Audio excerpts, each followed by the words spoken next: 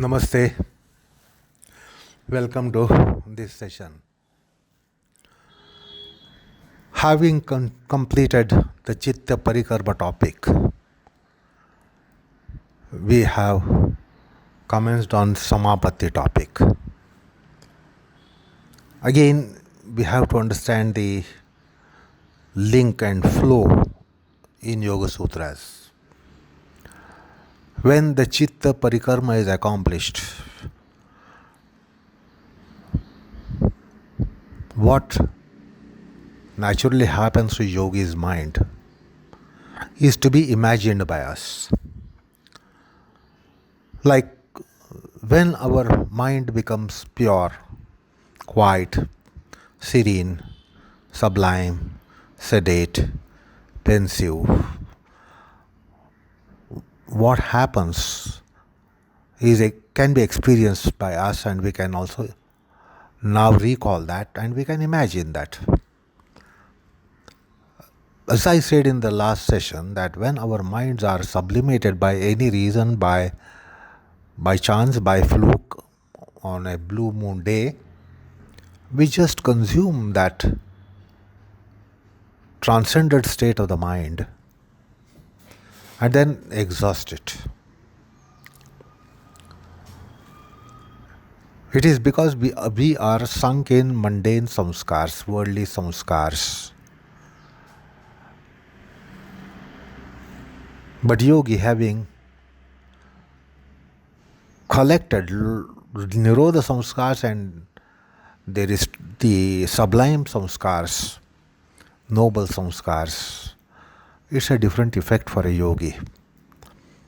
Like if you recall, last time I told you that we just exhaust it and we have no scope to invest it, we have no thought for investing it, we don't have scheme to invest it, we don't have facility to invest it, we don't have facility to store it up also.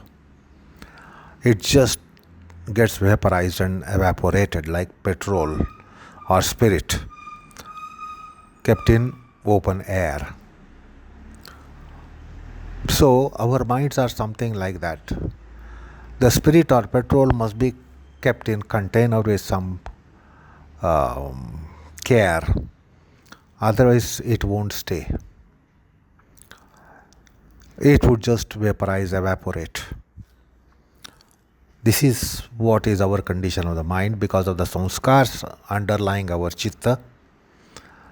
Any such sublime experience gets vaporized, gets consumed and vaporized and evaporates, and not even a trace is left behind for our psychological mind and mental mind. But on the other hand, we know that how ignoble experiences, mean experiences, they linger in our mind. We want them to go, but they don't go. There are many things that we want that the mind should be free from those experiences, those memories.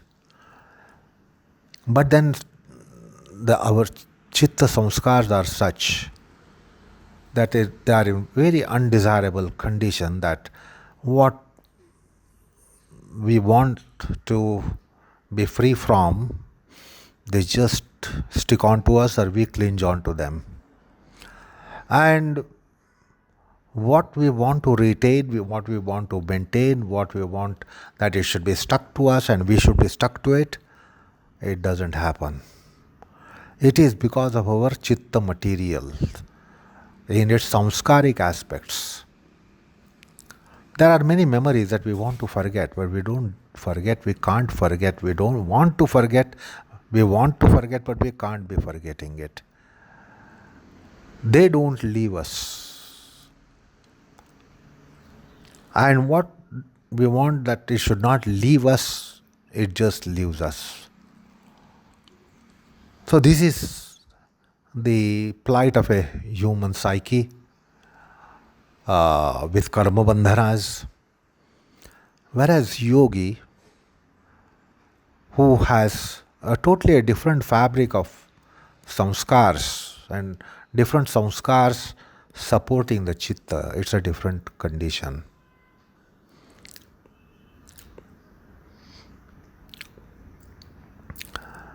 Uh, for instance, it is said about Gyaneshwar Maharaj that mere memory of his guru, Nivruttinath, mere memory of his guru, by any chance it happened that he uttered the name of Guru, or memory of his guru came up, he would just be naturally going into trance. Closing the eyes, he would just go in a transcendent plane. So is the case of the famous well-known saint Mirabai. And same is the case of all saints, starting from Tyagaraj to Namdev to Chaitanya Mahaprabhu to anyone, that just memory of their personal deity, they would go ecstatic, or in case of yogis, they would go ecstatic.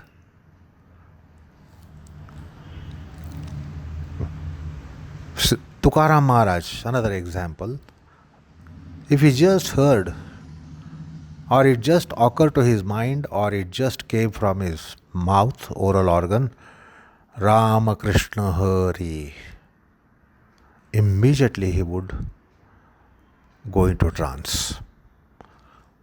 He would be out of the world. He would be out of the world for quite a while. So, that is the resonance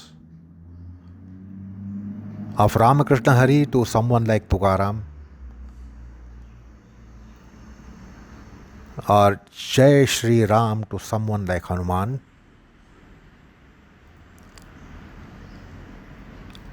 Similar is the case of all the saints.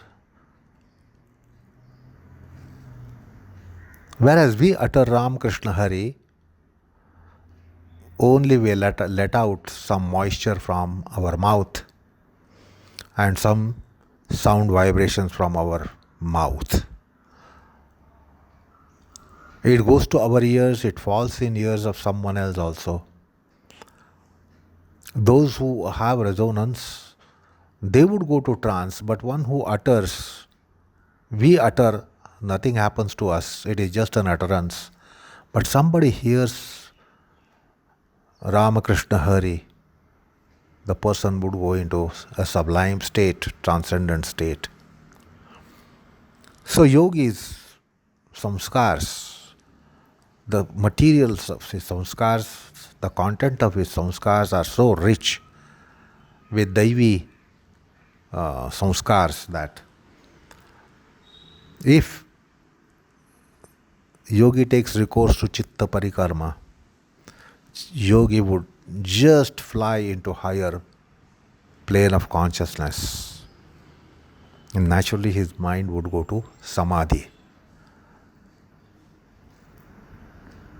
So that's why it should be understood that why it has come after Ekatatvabhyasa is because the Ekatatvabhyasa has been suggested. Now for Ekatatvabhyasa, the mind is not in proper frame and not proper condition. So certain measures have to be taken recourse to. And those are Chitta Parikarma measures. And therefore once these measures are adopted, the yogi would go into Samadhi plane, just as Gyaneshwar Maharaj would go into Samadhi plane by just memory of his guru coming to his mind, or if he uttered the name of his guru, he would go into a transcendent state. Similarly, here yogi, with Chitta Parikarma accomplished, he would go into Samadhi plane. And therefore Samapatti topic comes up, which tells us about the psychology of Samadhi. It's a psychedelic subject matter that Patanjali has embarked upon.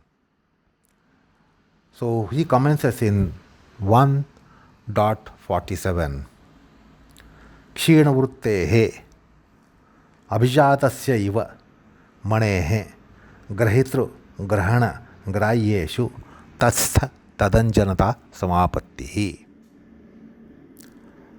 क्षीणवृत्तेः. Kshina the vritti means Rajatama vrittis. Kshina means enfeebled. So with application of the Chitta Parikarma, the Rajatama gunas, Rajatama guna vrittis would just evaporate and vaporize.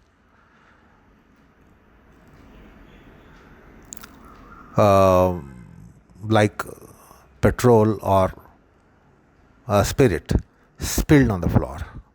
It doesn't take time for it to disappear. So yogi's chitta becomes such after adherence, application of chitta parikarma, that it becomes kshena vritti. Chitta becomes kshena vritti. What is vritti? Those are rajatama vrittis.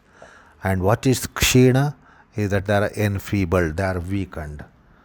So when they are weakened, Rajatama vrittis are weakened and they just vaporize, it is Sattvic Chitta. The Sattva Guna is completely engulfing the Chitta, permeating the Chitta, subsuming the Chitta. Then what happens to such Chitta? Abhijatasya eva manehe. Abhijata mani. Abhijata mani means the immaculate crystal. How is crystal? Crystal is transparent. It doesn't have its own color. It is absolutely transparent, spotless. Abhijata is eva. Abhijatasya eva. Abhijata means immaculate crystal. Pure and immaculate crystal. So Chitta becomes like crystal. What is it when it becomes like crystal, or what does it mean when it is said that it becomes like crystal? Crystal doesn't have its own color. It is therefore, if you keep it on a red flower, crystal would totally become red in the same shade of red color that the flower is, without any difference. It would be as red as that flower. It would be whatever kind of shade of red that the flower has. It would emulate its color completely, and it would be totally permeating the crystal, and the crystal would appear red, as if it's a red jewel. In case you put a yellow flower under it, then it would become yellow, emulating that color, absolutely emulating.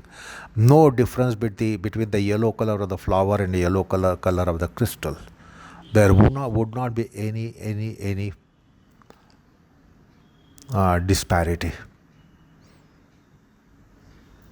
So it assumes absolute parity with the yellow color of the flower.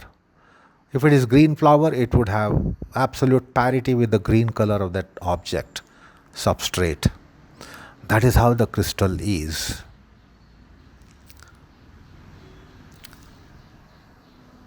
Now when yogi's mind has become like that, our mind is also, as I said in the last session, that early morning, when we have very good sleep, sound sleep, complete sleep, and natural end of the sleep, our mind is pure for initial few moments and few moments only.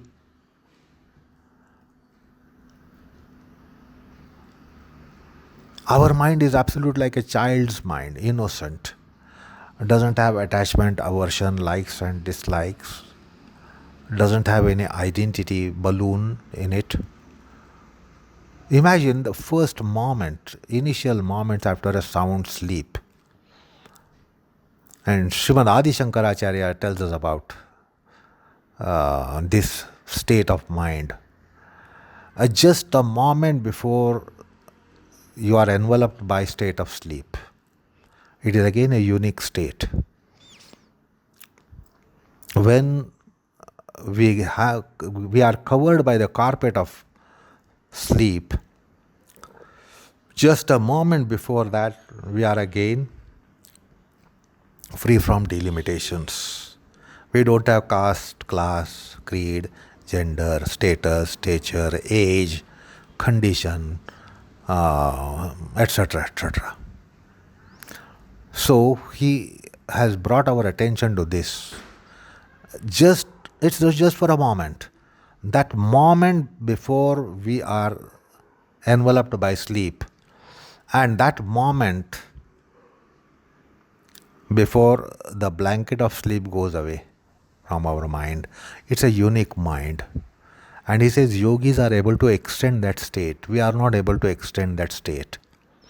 It just fizzles out from our grip and it just slips away. And no sooner we are what we are in the world. That is, we are not merely labeled, but we are that. We have caste, class, creed, status, stature, condition, likes, dislikes, etc., etc. They immediately get mounted on our minds. So our mind also becomes transparent and crystal, but it stays only for a moment. This is the misery of mankind. Yogis are able to extend that state for a longer time. That innocence of a child. Malai's less mind of the child. The child has absolutely, as it is, the children don't have this in the mind. Their minds are very pure. They don't have any identity problem. They don't have even that identity which can be inflating their mind stuffs. So try to imagine the state of a mind of a innocent baby, which is just a couple of months old, or just 8-10 months old, or 10-12 months old. So yogis are able to extend that state. The saints are always in that state. The yogis are always in that state. So with the chitta parikarma, this is what happens, that the mind becomes like crystal. And you know the underlying samskars of such a mind of a yogi, chitta of a yogi, that they are nirodha samskars, they are daivi samskars, they are sublime samskars, they are universal samskars, they are cosmic samskars. Then, just as when we wake up from a blank of mind that we get in state of sleep, immediately we have a locust attack of objects of mind. The mental objects start attacking our mind, and quickly these things all get mounted on our mind, and then the mind is totally haunted by objects, mental objects. Then we open the eyes, then the physical objects outside, they get mounted on our mind, and then our mind really becomes chaotic. Now yogi's mind is cosmic mind. So when yogi's mind is like crystal, now we took the example that red flower, yellow flower, green flower going under this crystal as substrate and crystal taking that form. What object comes to the yogi's mind? So, for such a sublime and cosmicalized mind, what comes to get under the transparent chitta, crystal-like chitta, is 3 classes of objects. Which are those? Grahitra, Grahana, Grahya. And therefore the sutra says Grahita, Grahana, Grahyeshu. So these are all metaphysical objects. These are not objects of the world, these are not physical objects with which we are familiar. We know what are physical objects. Basically, of the nature of shabda, sparsha, rupa, rasa, gandha. And then there are some mental objects for us. There are some emotional objects for us, intellectual objects for us. So we know what happens to our mind when it is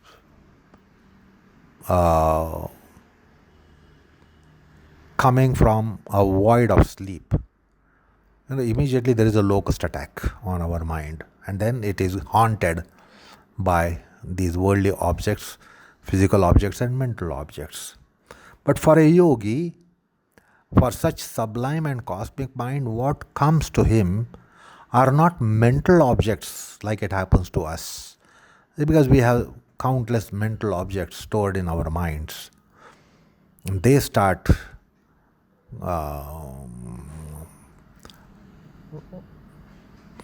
storming our pure mind, which once in a while we get it. Immediately it is occupied by such things, and then we become mortals, we become human beings, we become bifooted animals. But for a yogi, these three classes of objects come underneath, which Patanjali is mentioning: grahitru, grahana, grahya. These are metaphysical objects. These are the objects of samadhi. All objects of yogi samadhi are classed in these three: grahitru, grahana, and grahya. Grahitru means the subjective entity, the knower. Because in any case, once we come to a wakeful state, our knowledge starts fading in and occupying our minds. Some or other, the knowledge will be coming us. We become aware of things around us. So we start perceiving the things which are around us. And these various informations and knowledge and objective knowledge, knowledge with regards to objects start occupying our empty mind. But in case of a yogi who is not come out of sleep but has come out of parikarma, chitta parikarma, this is not coming out of sleep. We can only have our experience of coming out of sleep when we have that unique mind, impersonal mind, transpersonal mind, trans-worldly mind, which immediately is occupied by world, and it is haunted by world and worldly objects and worldly experiences. But in case of a yogi who has just accomplished chitta parikarma, objects which come under his mind as substrate are either grahitru, the knower, or grahana, the knowing, or grahya, the knowables. So these cosmic objects, metaphysical objects, come under the chitta, which is now like a crystal. Therefore, what will happen, like what happens to crystal, is that the chitta will take form of those which are substrate, either grahitru, grahana, or grahya. So it takes form of those objects, like crystal takes color of those objects which are underneath the crystal. Here chitta takes form of those objects which are metaphysical, nominal, invisible, not objects of perception and cognition out of perception, but these are nominal, they are formless, the knower entity. That is grahitru. Grahana entity, that is knowing, the instrument of all knowledge, that is our mind, psyche, consciousness, senses, through which our knowledge comes and through which any knowledge comes. So that is called grahana class. And then grahya means knowables. Then it takes the form of those, like crystal taking form of the substrate, color of the substrate, absolutely.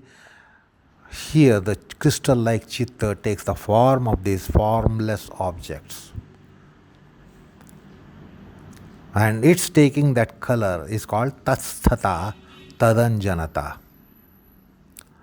Like crystal gets established in the color of the substrate and takes the form of the color of the object, which is substrate. So here the mind, the chitta of a yogi gets tatsthata. Stha means it comes from the word established condition. The chitta gets established. Tatsthata. Tadanjanata. Tadanjanata. Anjanam means color to the eyes. Like if you are wearing red glasses, you see everything reddish. If you put on yellow glasses, you see everything yellowish. If you put on green glasses, you see everything greenish. So, the chitta's eyes take the entire color of it, the form and color of it. So, having established in form, it also takes the whole form of it, emulates the form of it. Ditto emulation being immaculate crystal. That is called tatsthata tadanjanata. Tatstha tadanjanata is the predicate Patanjali has used. Tatstha tadanjanata. So it's a compound. Tatsthata and tadanjanata. Tatstha means to be established in it. And tadanjanata means to take form of it. So when it has taken the form and whatever the color of the object there, then what is it? It is samanakarapatti. The yogi's chitta becomes that. This is the difference between the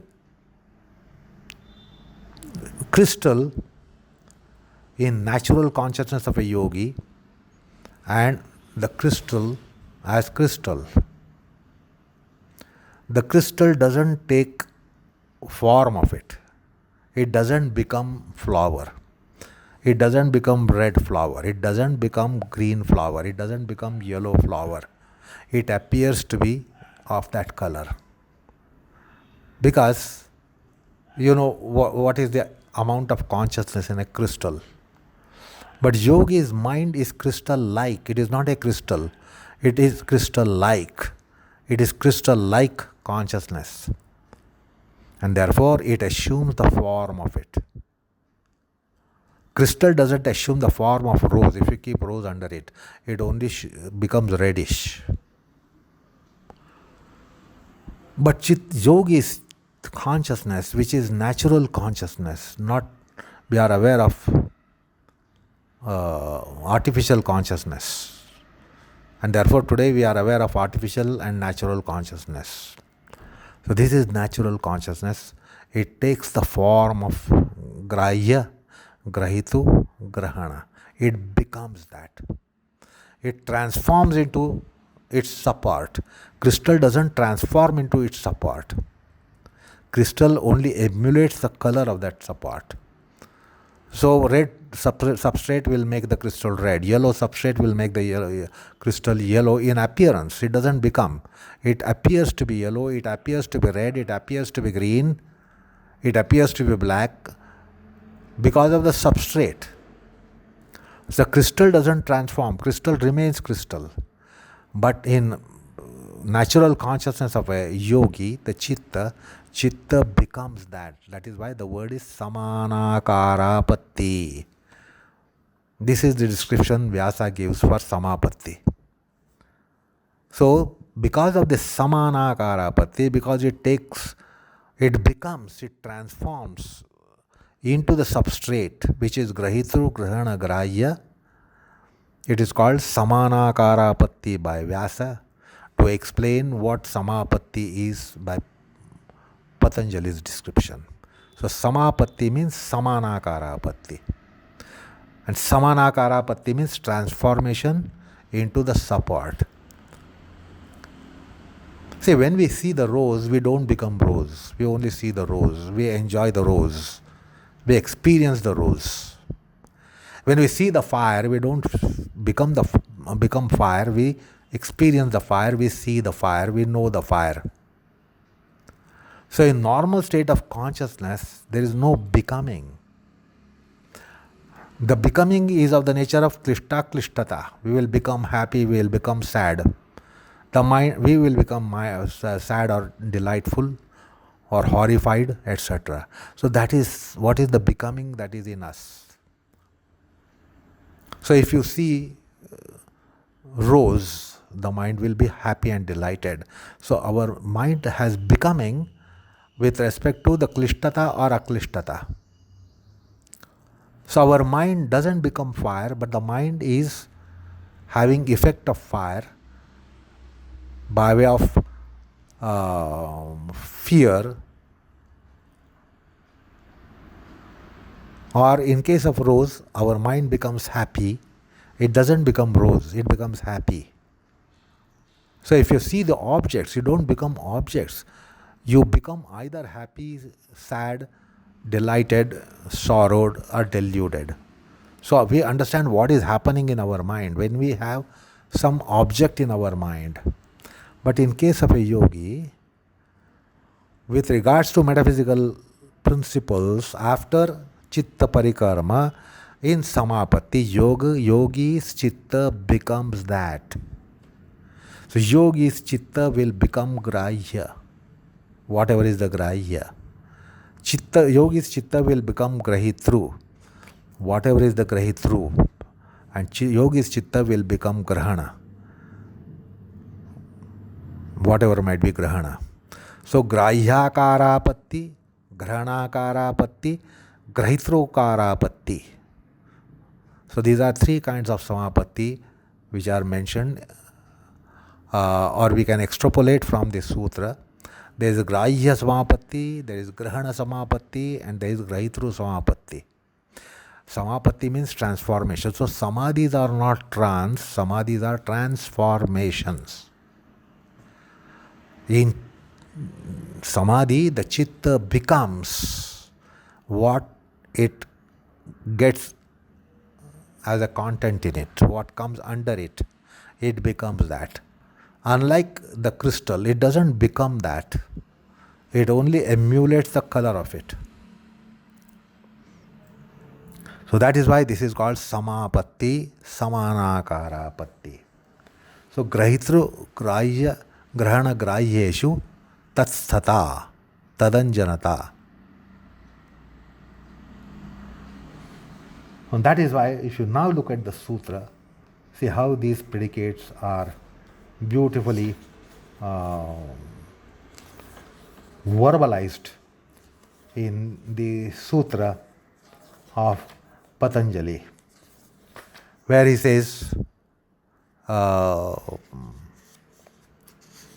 by chitta parikarma, kshina vruttehe abhijatasya ivamanehe grahitru grahana grahyeshu tatstha tadanjanata samapatti. So the tasthata and the tadanjanata gives that state which is called samapatti. So we were trying to decipher the very sutra here. The sutra on samapatti, which is 1.41. And then we realize that there are three kinds of samapatti, and basically we have to know that the chitta transforms. The chitta doesn't go into trance. Samadhi is not a trance. Samadhi is transformation.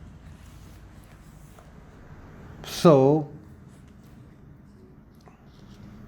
we were trying to decipher the meanings of technical terms which appeared in the sutra. And there we have to understand from the words of the sutra, wordings in the sutra, our chitta is Trigunatmaka. Trigunatmaka means Sattva, Rajatama.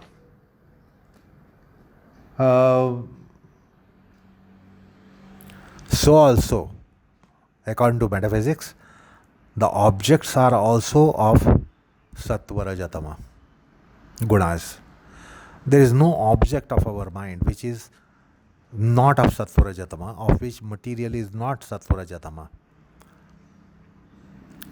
Now, the question can be asked here that if chitta is transformed into objects of mind, that means yogi becomes that. Now, how the logic of it can be explained? That yogi becomes grahya, yogi becomes grahana, yogi becomes grahitru. Because those are supports. When we know our objects, we don't become the objects. We will be knowing objects from airplane to stylophone, A to Z objects. We don't become. We only have information, we have only knowledge about it. We don't become that. But how come Patanjali says here, Samanakarapatti, Samapatti, that yogi's chitta becomes that, and it can be also taken as yogi becomes that. So, the reason or the reasoning is being now mentioned. Yogi's chitta is made up of Sattva, Rajatama gunas. There is nothing apart from Sattva, Rajatama gunas than in chitta. There is nothing apart from the three gunas. So also any object, sensory object, gross object, worldly object, trans-worldly object, any object, all these objects, they also have their material cause in three gunas. And therefore, there should be no problem in construing and conceiving that the Gunatmaka Chitta becomes Gunatmaka Grahya, Gunatmaka Grahana, Gunatmaka Grahitru. Because the knower knowing known, they are again materially of three gunas. If you remove the three gunas, then they don't stand existent. They are not only containing gunas, they are constituted by gunas. If you remove the three gunas from any object, object ceases to exist. So the grahya ceases to exist if trigunas are removed. The grahana, the instrumental entity, if you remove all the three gunas, sattva, rajatama, from intelligence, from mind, from psyche, from consciousness, from senses, if you remove the gunas, then they become non-existent. So also the grahitru, the knower principle, the pronoun I, if you remove that three gunas from pronoun I, it ceases to exist. So understand the commonality between the chitta and its objects. If you remove three gunas from the chitta and as well as the objects, nothing exists. It all goes into non-existence. And therefore, yogi's chitta can become those.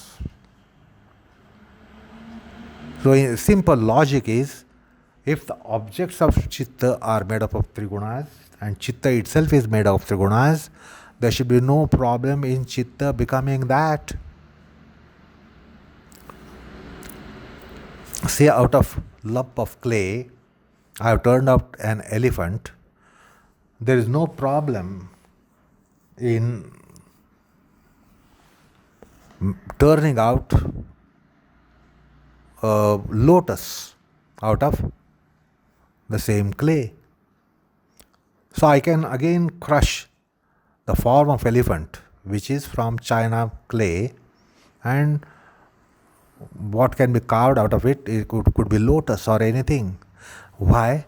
Because the material of this lotus is china clay, and material of that elephant was also china clay. So therefore china clay, elephant can become china clay, lotus to china clay's airplane to china clay, anything. So yogis chitta becomes that. That is why this transformation is a probability, possibility. There is no illogicality. If you go to little metaphysical plane of it. Like gold. The gold bangle can become gold necklace. Gold necklace can become gold bangle because the material of all that is gold. So similarly, material of chitta and material of its supports are sattva, rajatama, trigunas, and therefore this can become that. Like bangle can become ring, ring can become necklace, necklace can become anything, any other ornament, because the gold is material. So chitta can become grahya, chitta can become grahitru, chitta can become grahana, because trigunas, they are primordial material there, and therefore yogis chitta can go into those forms, unlike the crystal which only takes the color of it. Here the chitta of yogi, having become like immaculate crystal, it can have samanakarapatti, it can take those forms. And that is why samadhi is to be understood not as trance, not as deep meditation, but transformation. So this is what samapatti is. It is a transformation. Samapatti is transformation, samadhi is transformation. And by that transformation, what is called, that kind of knowledge is called sakshatkaratmaka knowledge. It is sakshatkara, sakshat akara. Akara is taken in sakshatkara. You take the form of it and then realize. Many times in our worldly plane we say, you should be in my place, then you will understand what is my difficulty, what is my problem. If you were me, then you would have understood what is my problem. Because we don't become that, we never understand somebody's problem. We can imagine perhaps in the place of that person, but we can never become that person to experience what is the sorrow of that person. And that's why we many times say that you will never understand what pain I undergo, because you cannot become me. So we expect the transformation there. If I transform into you, then I will know what is your problem and what is the intensity of your problem. So yogi in samadhi goes for transformations. So let us discuss this transformation. Very, very kind of interesting analogy that I am going to take out, which is analogy from very science, not shastra, science. So that will tell you how transformations are possible. Even in higher physics, we are told about matter and energy, and then we are told that energy transforms into matter and matter can be transformed into energy. With that famous equation that we are all aware today in the modern world and educated people, M is equal to energy, E is equal to mc square. E is equal to mc square. So energy on one hand of the equation and matter on the other hand of the equation. So when M is mc square, then it becomes E. Material becomes energy, matter becomes energy, energy becomes matter. So even in modern science, we have this concept of energy becoming matter and matter becoming energy. If any matter assumes the velocity of light and then mc square, it would become energy. And when energy loses that velocity, it would become matter. So energy can transform into matter, matter can transform into energy, according to modern science even. That's why they have the equation E is equal to mc square. That's the modern science equation which we have still. Because you see, with scientific formulae and revelations, we do not know what is going to happen after a decade. This is what man-made science, man-discovered science is. The theories are changing decade to decade. So it's process of invalidation. So many theories are invalidated. Earlier scientific theories are invalidated today by scientific theories. And today's scientific theories will be invalidated in course to come. So that's how is the plight of man-made sciences. You can't expect the consistency there. Although we take pride, this is after all a science. The science also changes. The point is, transformation is what even is accepted by modern science, and that too diametrically opposite. At loggerheads, these E and M, energy and matter, are at loggerheads. They are opposite of each other. They are diametrically opposite, but they can transform into one another. Anyway, I will be giving you interesting anecdotal example about the transformation, which will be quite logical for our minds, human minds, to construe and conceive. Then we'll be able to conceive the Samanakara Patti mentioned by Patanjali in Yogi's Chitta. But that is next time. Namaskar all of you.